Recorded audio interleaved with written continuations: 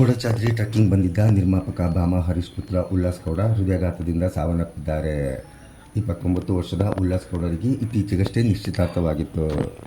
ಚಾರಣಕ್ಕೆ ಅಂತ ಕೊಡಚಾದ್ರಿಗೆ ಬಂದಿದ್ದು, ಈ ವೇಳೆ ಅವರಿಗೆ ಎದೆನೋವು ಕಾಣಿಸಿಕೊಂಡಿದೆ. ತಕ್ಷಣವೇ ಅವರ ಜೊತೆಯಲ್ಲಿದ್ದವರು ಉಲ್ಲಾಸರನ್ನು ನಗರದ ಆಸ್ಪತ್ರೆಗೆ ದಾಖಲಿಸಿದ್ದಾರೆ.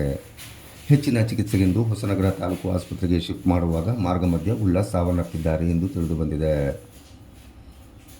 ಉಲ್ಲಾಸ್ ಗೌಡರವರು 13 ಜನ ಸ್ನೇಹಿತರೊಂದಿಗೆ ಬೆಂಗಳೂರಿನಿಂದ ಟಿಟಿ ವಾಹನದಲ್ಲಿ ಕೊಡಚಾದ್ರಿ ಬೆಟ್ಟಕ್ಕೆ ಚಾರಣಕ್ಕೆಂದು ಬಂದಿದ್ದರು.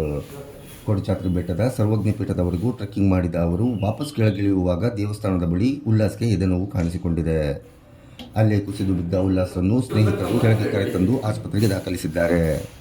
ಹೆಚ್ಚಿನ ಚಿಕಿತ್ಸೆಗೆ ಹೊಸನಗರ ಆಸ್ಪತ್ರೆಗೆ ಕರೆದುಕೊಂಡು ಹೋಗುವ ಸಮಯದಲ್ಲಿ ಉಲ್ಲಾಸ್ ಕೊನೆಯುಸಿರೆಳೆದಿದ್ದಾರೆ.